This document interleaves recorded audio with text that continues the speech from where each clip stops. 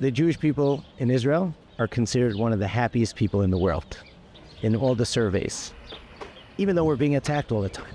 And unfortunately, we're going through very, very difficult times. There's still women and children, men that are held hostage. We pray for them. We hug and support the families of the fallen soldiers. But with that, we do not let the terrorists overtake our life.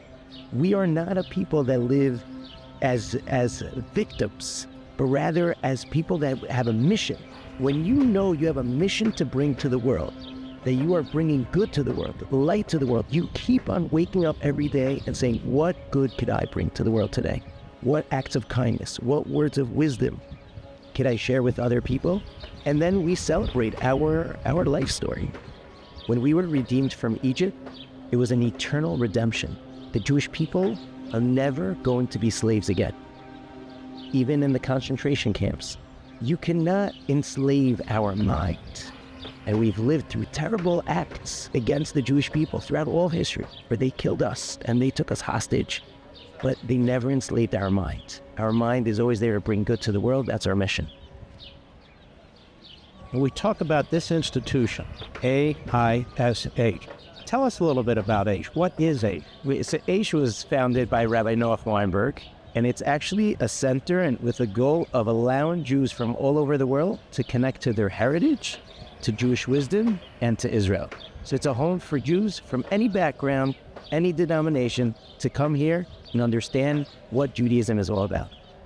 So behind these walls, you have educational institutions. Yeah. You have a library. Yeah. You have Torahs. You have scholars. You have well-renowned rabbis. And they come here and they learn really the history of the faith in a very significant and really all-encompassing way. That's right. Aish is actually the Hebrew word for fire. There's something unique about fire. If I have a candle with a flame and you have a candle without a flame, I could light your candle and you could light his candle and he could light her candle, and within a amount of minutes, we could illuminate the world. We could bring light to the world, and that's really our mission. If you came here for a week, for a class, and you learned something that was inspiring, that was moving, that made sense, go back to your community and share it. We are supposed to share values and light to the world and fight the evil that is taking over the world, that is trying to put out our light, and that's our mission. And that's why we're called Aish, fire. The mission is anyone who comes in here becomes our partner. So that's very, very important. Now, what is over here?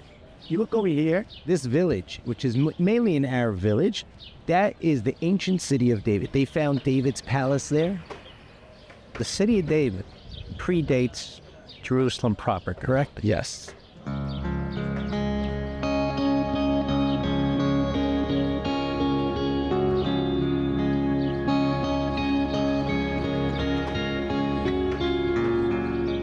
Go to the city of David. I'm an American. Thank you. Thank you.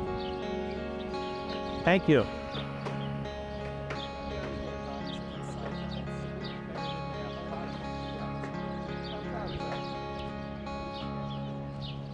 Well, a sewage worker gets sent out to fix a broken line, but he ends up unearthing something with spiritual and historical significance. In the process of digging up that line, he hit something besides a pipe. It turns out he stumbled upon an ancient pool under the streets of East Jerusalem. In 2004, at the southern end of the city of David, a sewage pipe explodes. The municipality sends in construction workers to repair the sewage pipe. And here, when a sewage pipe bursts, you also have to send in archaeologists. And it turns out that in repairing the sewage pipe, the construction crews had inadvertently uncovered a series of ancient stone steps dating back thousands of years. And they realized they had discovered the steps leading down to the Pool of Siloam. The Bible tells us that there were 3 times during the year, Passover, Pentecost, Tabernacles, Pesach, Shavuot, and Sukkot, when all of Israel would have to go on pilgrimage up to the temple. Now, before you can do that, one must purify themselves. The Pool of Siloam was a giant ritual bath, or mikvah, to allow the millions of pilgrims going up to the temple to first purify themselves before beginning their ascent up to the temple from here at the Pool of Siloam. So the question the archaeologists had, How did the millions of pilgrims get from the pool up to the temple? They widen the excavation. They find what has been called the most significant archaeological discovery of the last 100 years. This is the pilgrimage road. I want you to look at this, because nobody in the public has seen this anywhere in the world. Look at this. This is an active archaeological site. This is really under or part of the city of David, which is older than, when you go upstairs, 60 feet above us, the big city of Jerusalem. Where is the city of David? Until 150 years ago, had someone asked that question, the universal answer would have been the old city of Jerusalem. Until the year 1867, when Queen Victoria of England wants to discover the treasures of the Bible, such as the Ark of the Covenant, she sends a man by the name of Captain Charles Warren here to the Holy Land, to Jerusalem, to find those treasures. Now, Charles Warren makes a number of discoveries in this area, and he comes up with a theory that the original biblical city of Jerusalem, the city of King David, King Solomon, King Hezekiah, the prophets Isaiah and Jeremiah, is not located inside the walls of the old city, but is located right here where I'm standing in the city of David. And over the next 150 years of archaeological discoveries at this site, Charles Warren will be proven to be correct. We are in the City of David National Park, in the area that used to be the Givati Car Park, where the Israeli Antiquity Authority and Tel Aviv University are conducting joint excavations. I'm holding in my hand a golden earring that was found here. And this golden earring, we know from other earrings, it dates to the 3rd or maybe beginning of the 2nd century BCE. Yet another amazing archaeological discovery at the city of David. This one dates back over 2,500 years to the first temple period of your Old Testament. Another day, another incredible discovery by archaeologists here in Israel. It opens up a world of connections that could illuminate the history of ancient Jerusalem. The site also rekindles the debate about using the Bible as a field guide to identify ancient ruins. What we're about to see goes back to 2004, when there was a busted sewage pipe at the southern end of the city of David. These originals? This is original. These are the original 2,000-year-old flagstones of the pilgrimage road. Not a road near here, not stones that look like these. This road, these actual stones. I call this the biblical superhighway.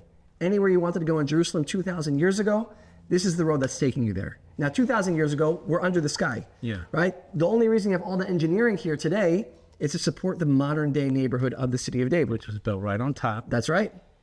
The road here is 5 times wider than what you see right now. So what the archaeologists are doing is they're excavating a north-south corridor connecting the Pool of Siloam up through the city of David up to the Temple Mount. And once they finish the north-south corridor, they're then going to go across east-west. But you could see as we go down the openings to shops, stalls that were lining the pilgrimage road. So you're on the way to the temple. Almost like a little market. Yeah, like a main street. Yeah, main street. Right? Here it is, right? Jerusalem 2,000 years ago. Now you asked the question. Say, would Jesus have walked on this road? On these stones. Limestone. So I'll give you a conservative estimate. The likelihood that he would have walked on these stones is 100%. Wow. Like you say, well, how do you know? And the answer is very simple. If you believe there was a historic Jesus, he was Jewish. He would have gone with all the Jews in Jerusalem to the city of David, to the Pool of Siloam at the southern end of the city of David. He would have then cleansed himself. He would have walked up along the pilgrimage road going through the city of David up to the temple on the Temple Mount. The historian Josephus said 2,000 years ago, you would have had nearly 3 million people going on pilgrimage from the Pool of Siloam, a quarter of a mile to the south of where we're standing right now, up to the temple on the Temple Mount, a quarter of a mile to the north of where we're standing. Massive amounts of people. That's right. The Pool of Siloam that we're excavating as we speak in the city of David is 100% the same Pool of Siloam from 2,000 years ago. The pilgrimage road that we're standing on right now that is being excavated as we speak is the same pilgrimage road from 2,000 years ago. Same Temple Mount, not simply a matter of faith, but a matter of fact. And I believe when we finish the excavation of the pool, of the pilgrimage road, this too will also be among the great wonders of the world, but in a category all its own. Why? Because if the pyramids and in the Colosseum represent a chapter of history, once upon a time, this represents the continuation of a story.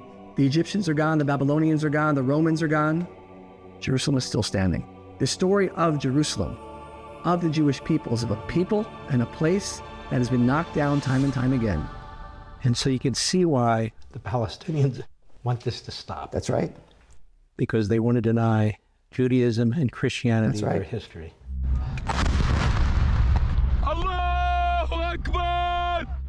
You know what Hamas called their attacks on October 7th? They called it the Al-Aqsa flood attack. Now, Al-Aqsa is referring to the Temple Mount, referring to Jerusalem. They said, that's strange. Why didn't they call it the Gaza flood attack? Why didn't they call it the settlements flood attack, the occupation flood attack? Why did they call it the Al-Aqsa flood attack? What's this battle really over? It's over Jerusalem. And not just the physical Jerusalem. It's not just a physical conflict. Jerusalem is going to be the source of values for the world. The question is it going to be Hamas's values? Is it going to be Iran's values of the Ayatollahs putting out poison into the world? Or will it be the values that the Bible speaks of, like the prophet Isaiah, of Jerusalem being a house of prayer for all nations? For all this and much more, sign up for Levin TV.